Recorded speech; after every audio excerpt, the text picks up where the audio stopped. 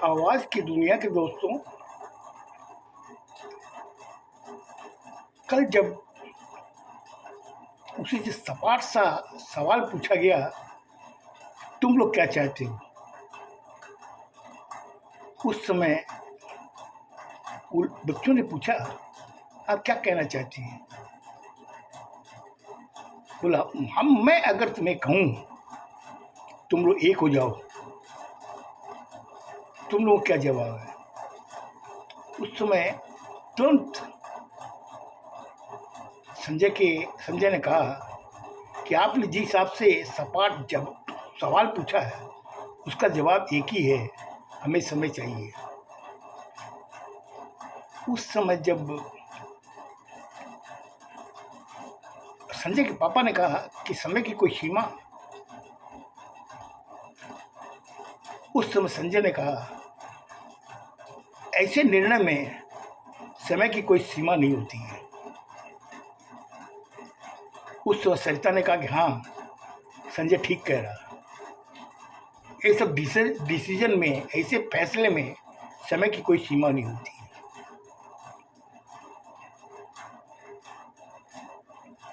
बोले ठीक है बच्चों। उस समय सरिता के पापा ने कहा ठीक है बच्चों, मैं तुम लोगों की बात पे एग्री करता हूँ। मुझे सरिता की माँ से कहा कि तुम बताओ, इन बच्चों ने जो जवाब दिया, समय की कोई सीमा नहीं होती, तुम क्या कहना चाहती हो?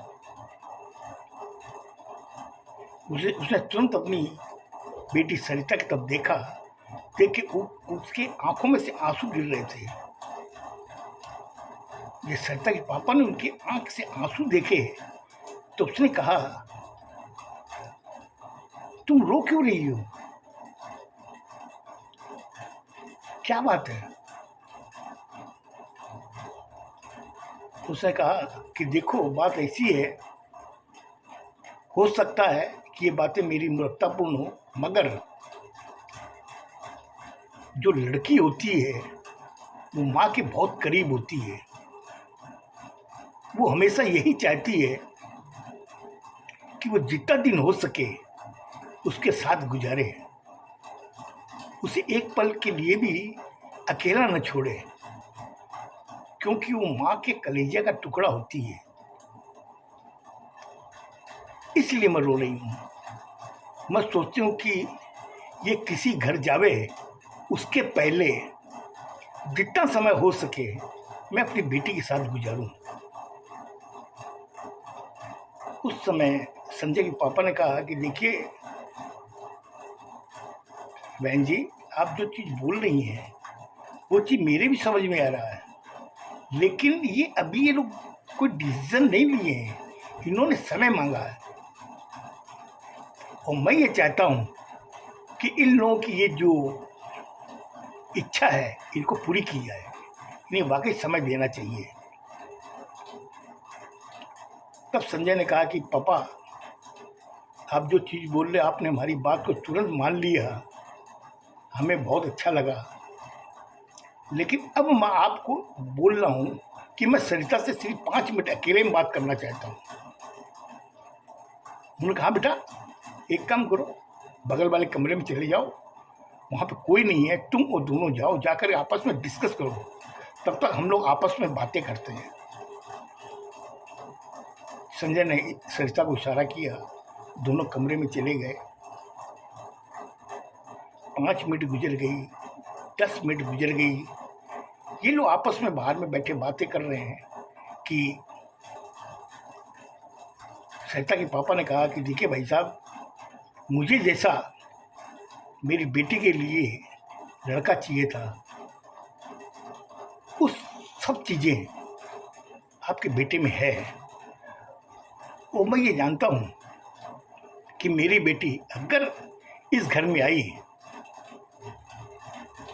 उसे कोई तकलीफ नहीं होगी, और सबसे ज़्यादा खुशी मुझे होगी, क्योंकि बाप कभी जताता नहीं है अपनी बेटी के लिए प्यार, लेकिन दिल में जितना प्यार माँ का होता है उससे कम से कम 10 गुना प्यार बाप का होता है बेटी के प्रति।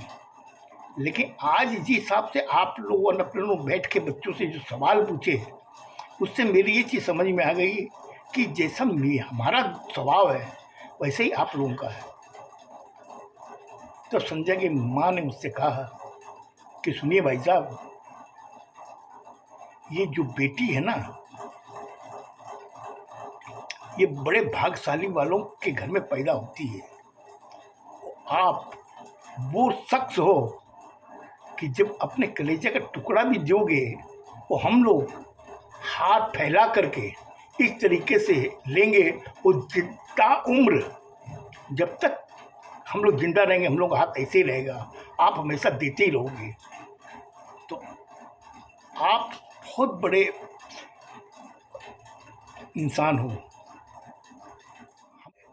संजय की माँ ने जब ये शब्द गए तो सरिता की माँ से रहा नहीं गया।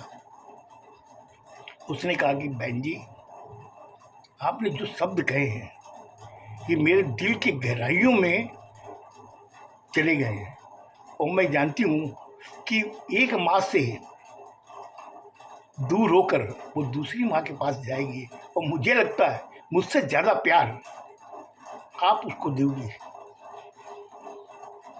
क्योंकि मुझे मालूम है कि आपके घर में कोई लड़की नहीं है। वो लड़की का दर्द क्या होता है एक औरत ही समझती है। इसलिए मुझे खुशी है कि अगर ये रिश्ता होता है तो मेरी बच्ची में कभी जीवन में कोई संकट नहीं आएगा। अगर संकट आया तो उसकी माँ सामने खड़ी रहेगी। उस समय सरिता के पापा ने कहा कि तुम ठीक बोल रही हो, क्योंकि जैसा हम लोगों का स्वभाव है वैसा इस घर का भी स्वभाव है। भाई साहब का जैसे मैंने देखा नेचर, वैसा ही इनकी धर्मपत्नी का मैंने नेचर देखा है। हम लोग चाहते हैं कि ये रिश्ता इस घर में हो। तुम क्या कहती हो सरिता की मम्मी? सरिता की मम्मी ने कहा कि मेरी तरफ से हाँ है, अब खाली बच्चों के फैसले का इंतजार है। करीब 15 मिनट बाद में कमरे से दोनों बच्चे बाहर आए। दोनों के चेहरे पे जो खुशी थी, सरिता की मम्मी पापा, संजय के मम्मी पापा, दोनों जनों में ये चीज़ हो गई कि ये रिश्ता अब संबंध में बदल जाएगा। बोले बैठो बच्चों। दोनों को बैठाया गया। फिर पूछा कि हाँ, तुम लोगों ने क्या निर्णय लिया? उस समय संजय ने कहा कि इस रिश्ते में 3 कारण हैं। अगर हम लोग एक होते हैं, इसमें 3 मेजर कारण हैं। सरिता के पापा ने कहा कि संजय, तुम जो कह रहे हो उसमें क्या कारण है? बोले वो 3 कारण ऐसे हैं जो हम लोगों को एक होने में बाधा कर रहे हैं। उसने कहा कि इससे क्या कारण है, बताओ। बोला पहला कारण ये है कि मैं कास्ट फैमिली से हूँ, तो आपकी बच्ची जो है ब्राह्मण फैमिली से है, जो सरिता है वो ब्राह्मण फैमिली से है। पहला कारण ये है कि ये जो शादी, अगर हम लोग एक होते हैं, ये शादी अगर होती है तो ये इंटरकास्ट मैरिज कही जाएगी, जो हमारे समाज में आज तो कुछ नहीं है। जब हमारी इश्यू होंगे उस समय, शादी के समय, ये सवाल सामने दीवार की तरह खड़ा हो जाएगा कि माँ तो ब्राह्मण फैमिली की है और बाप जो है बच्चों का वो है कास्ट फैमिली का। दोनों माँ बाप सोच रहे थे इसका क्या जवाब दे। बोला बेटा दूसरा कारण, बोला दूसरा कारण ये है कि हम लोगों को अभी मिले हुए मुश्किल से 3 महीने हुए हैं। ये जरूर है कि इसकी जो स्वभाव वो मेरा स्वभाव एक जैसा ही है, मगर इसकी कोई गारंटी नहीं है कि शादी के बाद में ये वैसे ही बरकरार रहेगा। क्योंकि हम लोग भविष्य के समय को देख करके थोड़ा चिंतित हैं कि आज जो स्वभाव हो वो आगे भी रहेगा, इसकी कोई गारंटी नहीं है। दोनों में माँ बाप इस बातों को सुन रहे थे, उनके पास इसका जवाब नहीं था। बोले तीसरा कारण, बोले मम्मी तीसरा कारण ये है, और पापा आप भी सुनो। बोले हाँ बोलो। बोले तीसरा कारण क्या है, तुम बताओ। तो संजय ने कहा कि सरिता तुम बताओ इसका कारण। बोले जब दो कारण तुमने बताए हैं संजय, तो तीसरा भी तुम ही बता दो। बोले नहीं, ये कारण तुम बताओ, और फिर इनसे हम लोग पूछेंगे ये 3 सवालों के जवाब क्या हैं। घर में सन्नाटा छा गया कि तीसरा सवाल क्या होगा। उस समय सरिता ने कहा कि मैं संजय से शादी नहीं कर सकती, और संजय का भी यही मत है कि वो उससे शादी नहीं कर सकता। बोली ये क्या सवाल हुआ। बोले सवाल यही है कि हम लोग एक दूसरे से शादी नहीं कर सकते। हम लोग ये चाहते हैं कि हमारी दोस्ती ऐसी रहे ताउम्र। अगर इसकी शादी कहीं होती है तो हम लोग की दोस्ती में कोई फ़र्क नहीं आना चाहिए और ना आएगा। लेकिन शादी होने के बाद ये ज़रूरी नहीं है कि हम लोग का उस समय वो दोस्ती का रिश्ता ख़त्म हो जाएगा और पति पत्नी का रिश्ता बन जाएगा। इसलिए मैं इसके साथ शादी नहीं कर सकती। संजय ने कहा कि मैं सरिता की बात पे एग्री करता हूँ। अब दोनों के माँ बाप वहाँ बैठे बैठे सोचने लगे कि इसका जवाब क्या होना चाहिए। तो संजय के बाप ने कहा कि भाई साहब और बहन जी, इसके लिए हमें टाइम चाहिए। बच्चों, तुम लोगों ने जो 3 सवाल पूछे हैं, इसका हम लोग जवाब जब खोज लेंगे तो तुम लोगों को बुला करके बातें करेंगे। उस समय सरिता ने कहा ठीक है, आप लोग टाइम ले लो, आज रविवार है, अगला रविवार को मीटिंग हमारे घर में होगी। उस समय तीनों सवाल का अगर आप लोग जवाब दे दोगे तो आप लोग जो कहोगे हम लोग करेंगे। फिर घर में नाश्ता पानी का प्रोग्राम चला, सब खाना खाए खुशी खुशी।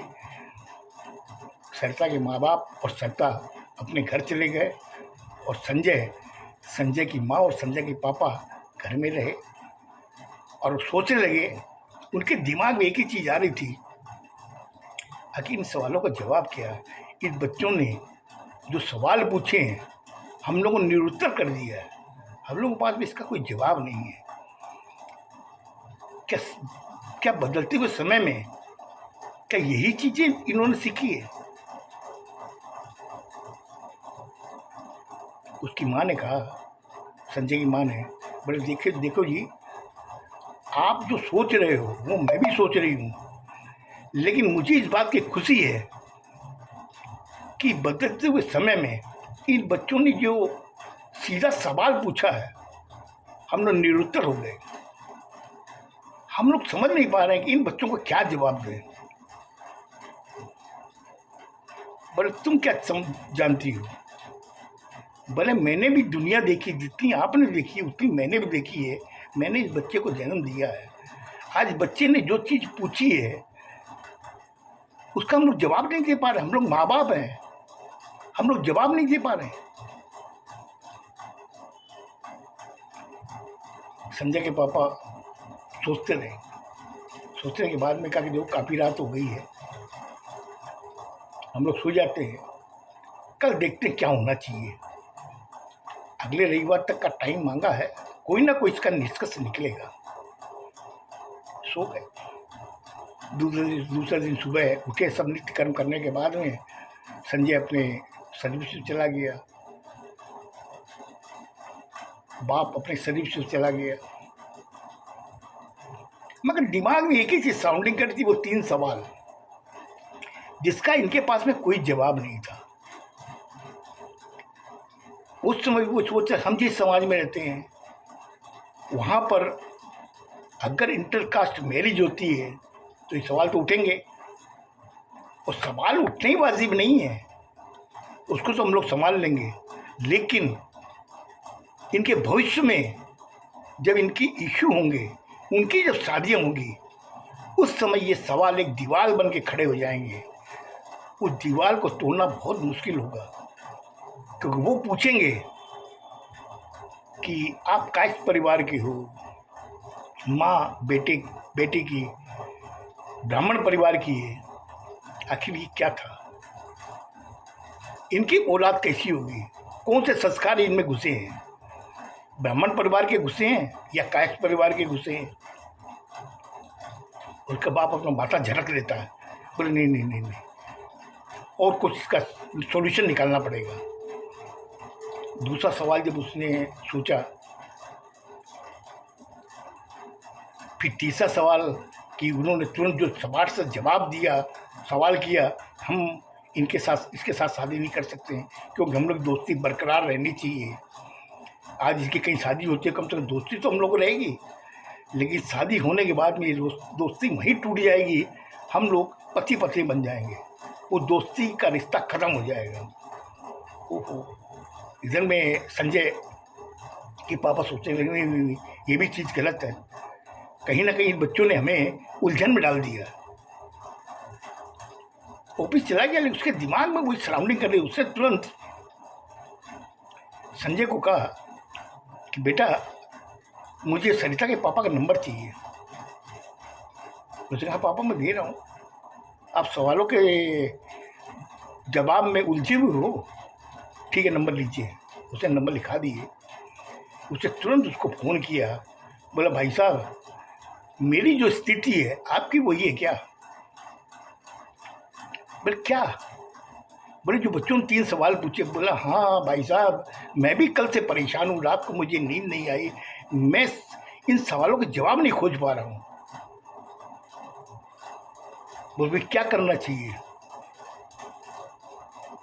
बोले करना तो क्या, मैं खोज रहा हूँ, आप भी खोजिए, जवाब तो पक्का ही है इसका। लेकिन जो बच्चों ने हमारे सामने जो सवाल का घरौंदा रखा है, इस घरिंदे को हम लोग को तोड़ना तो है। लेकिन अब चीज़ हमारे समझ में आ रही, हमने अपनी ज़िंदगी में जो चीज़ ये की, क्योंकि हमारे जब छोटे थे हम लोग की जब शादी हुई तो घर के बुजुर्गों ने कह दिया कि इसके साथ शादी करनी है। हम लोग आँख मीच के बैठ गए, शादी हो गई। लेकिन ये बच्चे आज का भी देख रहे हैं और भविष्य का भी देख रहे हैं, और ये जो प्लान बना रहे हैं अपने भविष्य का बना रहे हैं, तो कहीं तो ये गलत नहीं है। हम लोग जो इन पर प्रेशराइज कर रहे हैं, मुझे लगता है कि शायद हम लोग गलत हैं। मुझे लगता है आज मैंने आपका ज़्यादा टाइम ले लिया। ये कल इसका आखिरी